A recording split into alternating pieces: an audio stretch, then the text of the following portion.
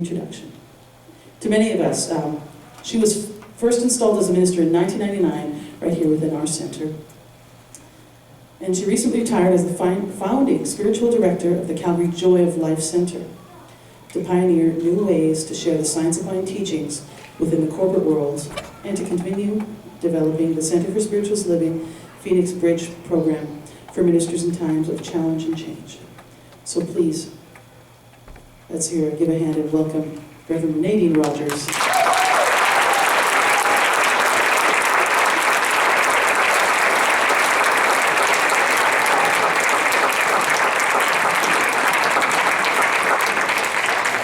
Thank you, Amy. Let's hear it for Amy and the band.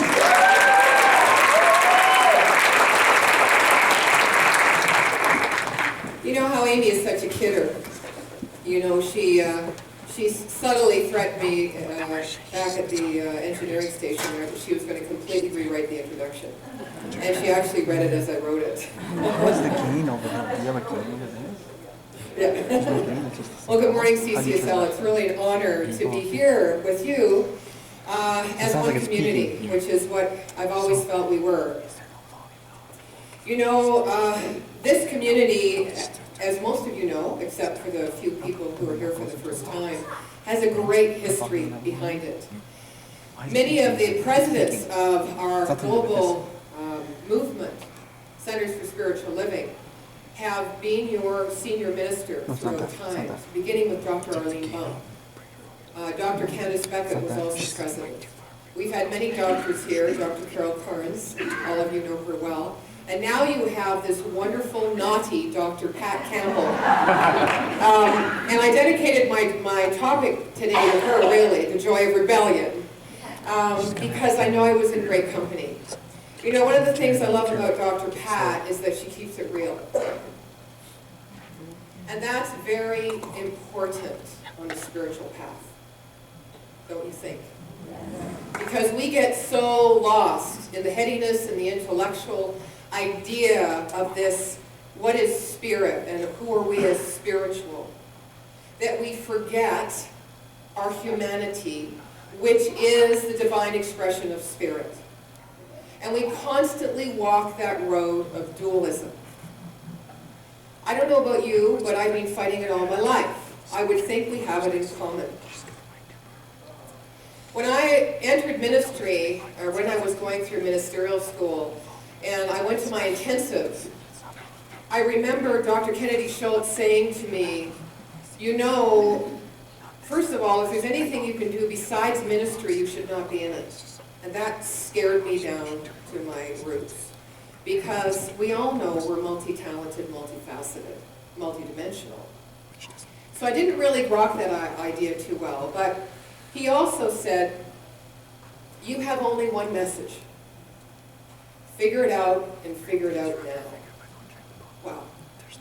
You don't even know who you are as a minister. You don't even know who you are as an enlightened being, to make it relative, because we're all ministers. Until we start being it, until we start embodying it. And even then, it changes how many times? 1,000,001 times. But my message has always been, since the day I became a split personality for real, in the real world, known as Lovable Louis the Clown. And my message has always been, in order to know our divinity, we must embrace our what? Joy. Thank you. Our humanity. So today I'm going to talk to you about the joy of rebellion. One of my favorite topics.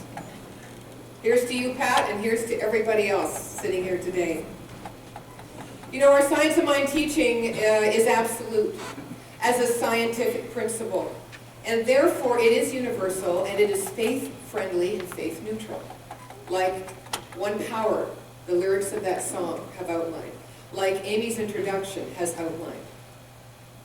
It is very simple in principle, but it is challenging, is it not, in practical application? Because we're constantly having to move from our finiteness to the infinite. in consciousness. Expansion into the unknown is where the rub begins for our egos.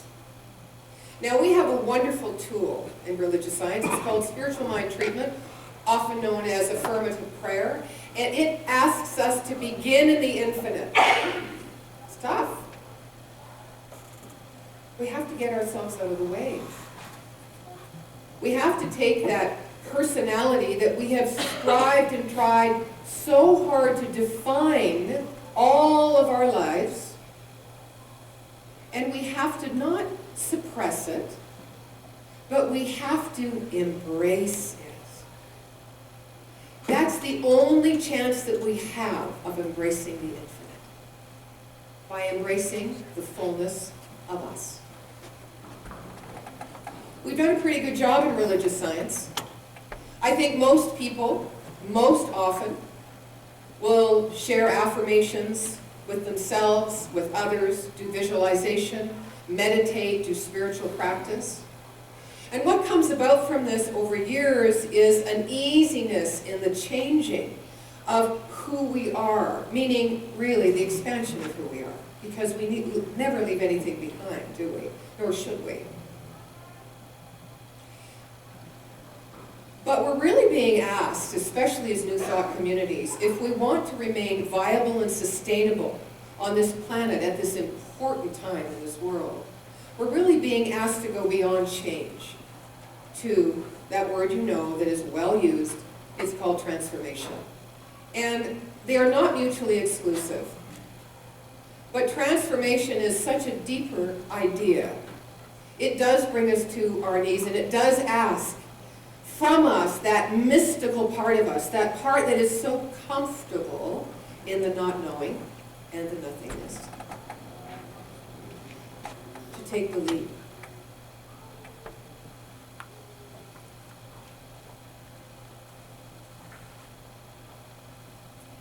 We have to start at truth, not with the lies, not with the false beliefs.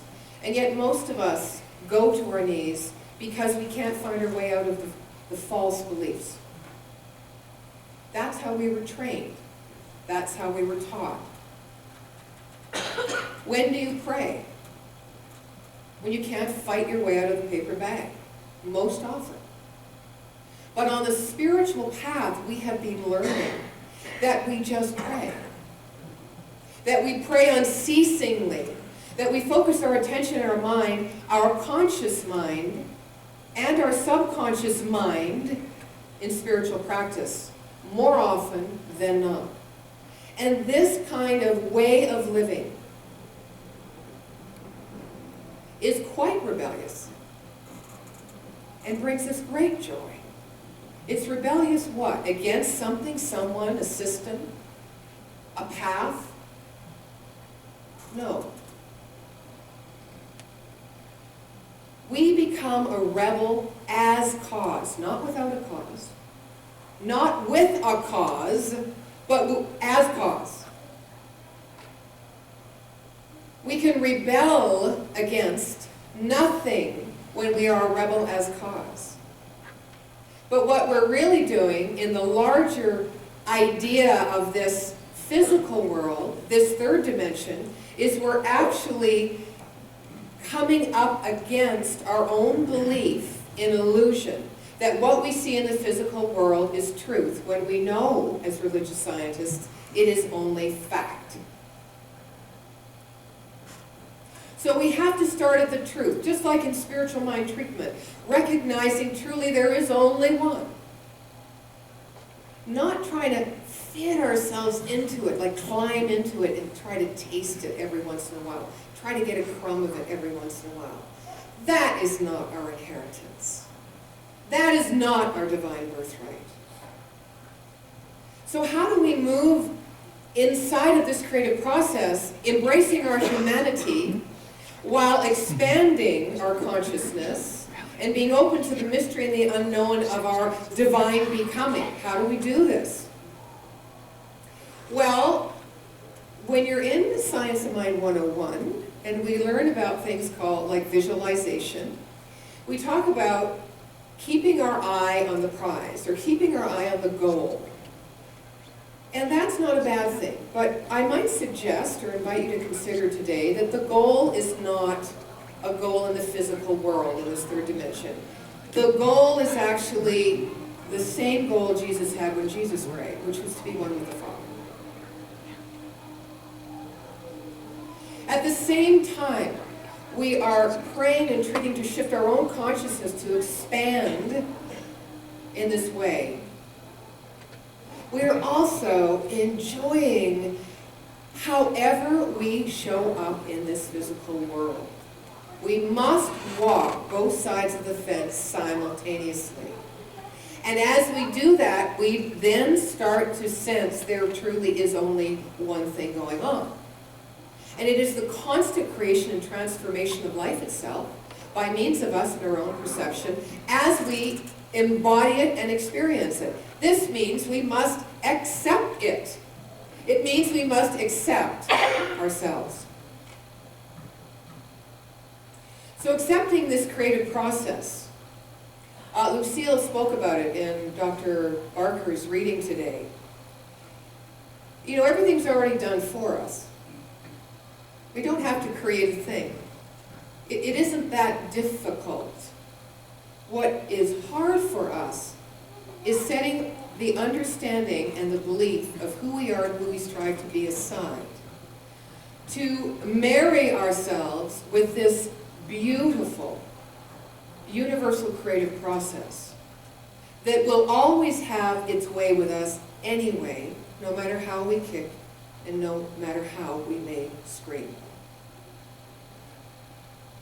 This creative process will always move us toward our greater vision, our highest self, and our highest potential. Would it not be more fun and more joyful as we go through this human experience of pushing up against that limitation of our belief? Would it not be more joyful to open and to ride the wave? I don't know, I sometimes look at Facebook, well, I often look at Facebook. It's my new go-to-sleep method. I hate to admit it, it's kind of a confession. But there's so many interesting things on there. And aside from the part where, you know, someone you don't know from millions of miles away tells you what they had for dinner, you know, there are other great things on Facebook. And one of the things I really don't like is when the surfers come with those huge waves, and they look like those waves are just going to just completely crash and bury the person. That is really unsettling for me, but that's also what it feels like when you're moving into the expansion and the acceptance of your divinity and you transform your consciousness. It's the same thing. My last talk I did at the Joy of Life Center November 1st, I used this term. It was called annihilation. Are you familiar with it? Annihilation. It's this, maybe it's not a nice feeling term, but it's this idea that I went through when I became a clown as well. You put the white face on, and the white face in clown art is like death. It's the death mask. So we're constantly pushing up against and dying to that which we've always known ourselves as in order to open to that which we have been born as and are always becoming. And you've got to be able to hold that in balance.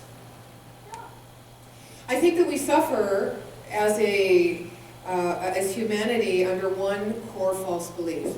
And again, Lucille read it, interestingly enough. It's called not enoughness.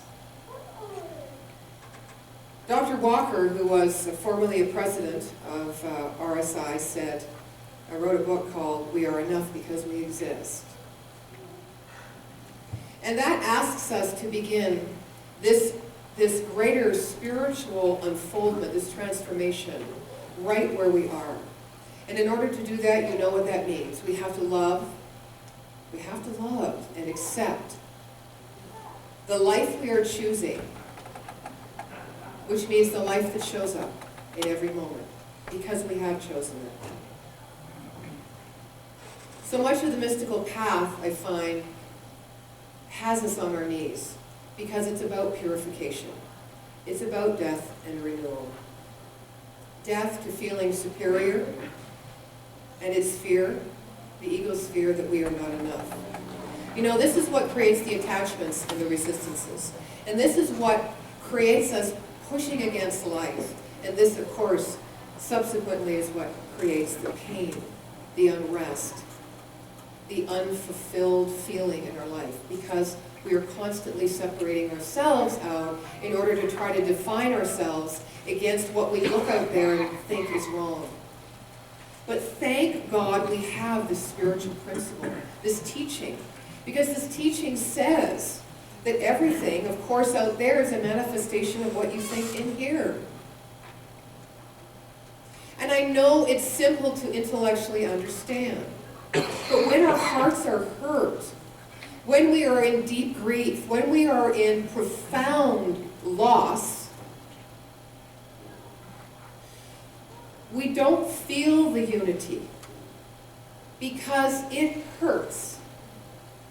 And what we want to do is escape it, suppress it, run away from it, bury it, and never feel it again. Well, what is life? What is humanity? What is spirituality?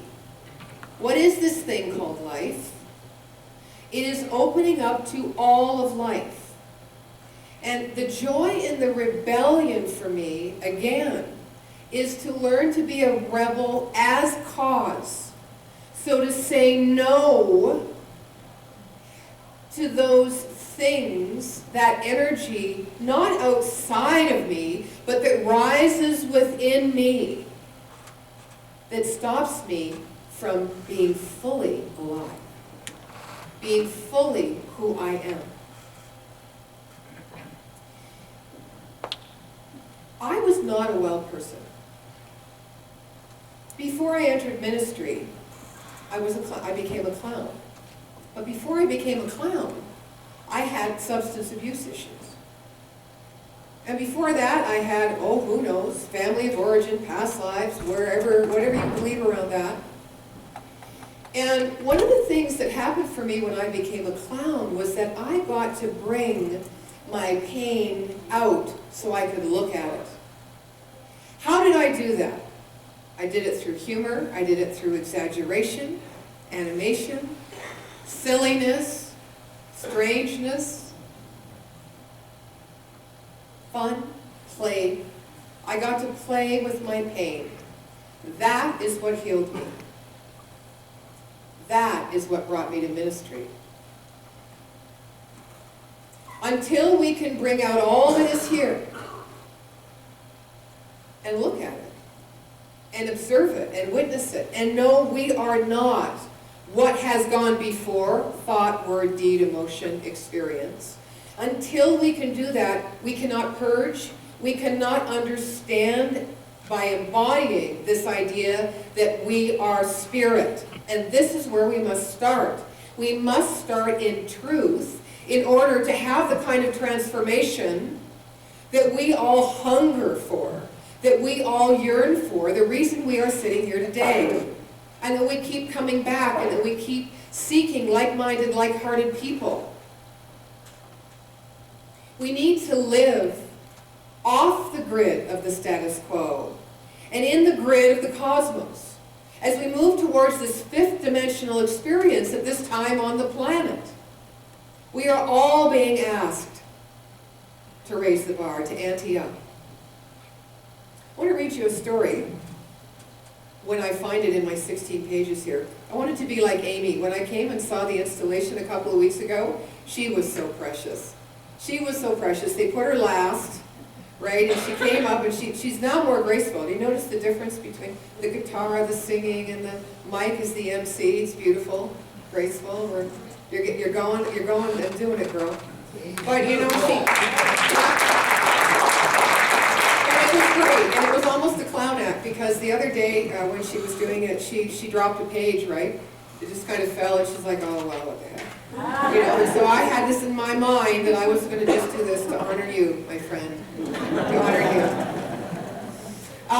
So before I find my story and this plethora of notes, I wanted to say that there are many conundrums that come up when we are moving into this energy of transformation, and we are purifying ourselves to integrate ourselves personally, mentally, physically, and emotionally.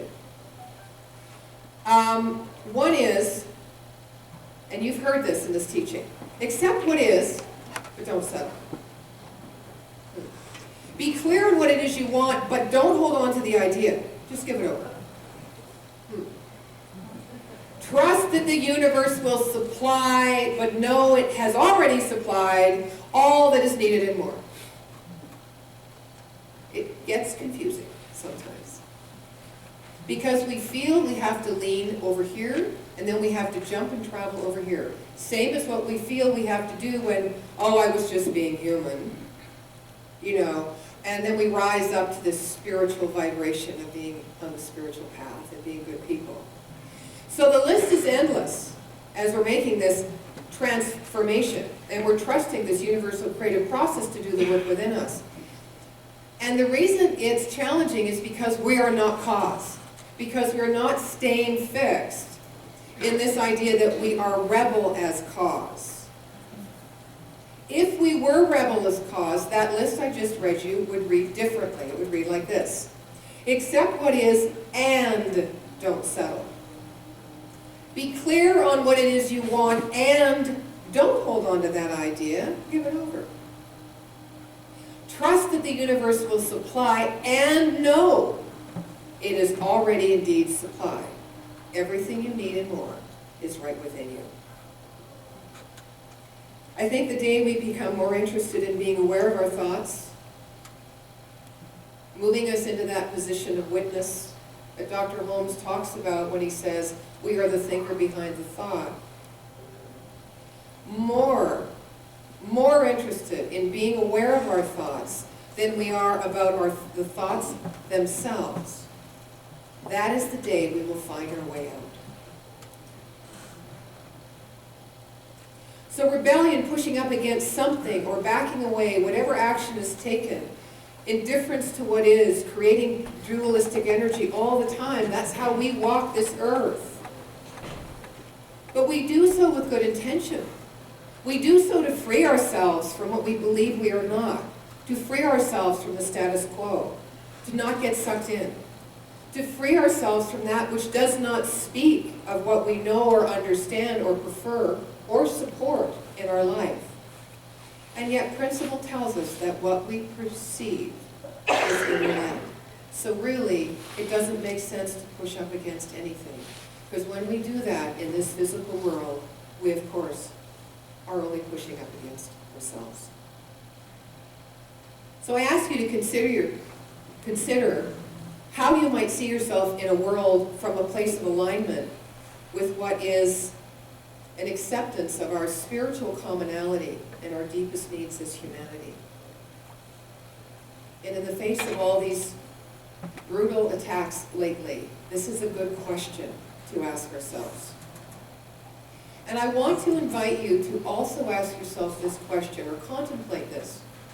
Would choosing for you to be more fully of who you are in your own uniqueness and wholeness be the catalyst for the unity the world needs at this time? For the many times that we say, I'm just one person, I can't make a difference. For the many times we say, I wish I could take that one back. Or I wish I didn't say that or didn't do that. Can we stop, take a breath, release what has gone before, and imagine that each one of us, starting with ourselves, has the capacity, the desire, and the ability born within us to be fully who we are in every given moment, and be that. And what would our world be like? It's not about if kids got more food. I mean, that is an effect of. It needs to start here and now in consciousness. So I think it's a valid question to take away. You know, I've struggled many years as an entrepreneur, even being employed by the Joy of Life Center for 14 years. I'm still an entrepreneur. I created the center. I've created a million. How many people here consider themselves having the entrepreneurial spirit? Let me see you. Yeah. And you know what? More and more and more are coming into this. Because we are taking our own authority, because we are listening to our own inner guide, because we are wise and we are seeing what is needed in this world and on the planet at this time. And we are matching our gifts and our talents and our yearning and our longing to be more fully expressed and aware and conscious and loving on this planet. We're matching it with what we can do to contribute. It is a good time. Even though all this stuff is going on, it is a positive, prosperous time in consciousness. And I know that I've struggled because I've tried to figure out the details of how to be that entrepreneurial spirit, instead of just bringing my presence wherever I am. One of the gifts ministry has given me is just relax, Nadene. Relax. Just be who you are. Now, I would have thought 25 years of clowning would have done that, but oh no. You know, anytime we try to do something, we try to be something we aren't. Simple, but true. And it's a lot less energy. Just using the spiritual principle, being the presence of this fullness, and allowing the law of attraction, the law of growth, the law of correspondence to just create and bring to you exactly what you need in order to know the truth of who you are. Sweet. I promised you a story, and I'm going to give it to you. It's a story in faith. I'm going to conclude with this story because a lot of us use faith when there's nothing else. And as I said earlier, we must pray unceasingly and have faith that all is already well within us and outside of us. That all is in universal divine right order. That this universe is not random. This story is about faith in the connection with Spirit's perfection, which is you right now. A woman had pain in her shoulder blade, and she learned, as a lot of us do, to use it as a reminder that there were other things in life, kind of like a stress gauge. She came to this pain because she had that type A, typical work style, that she must do it all. So she went to yoga class, and her teacher put her arms in a position that directed full attention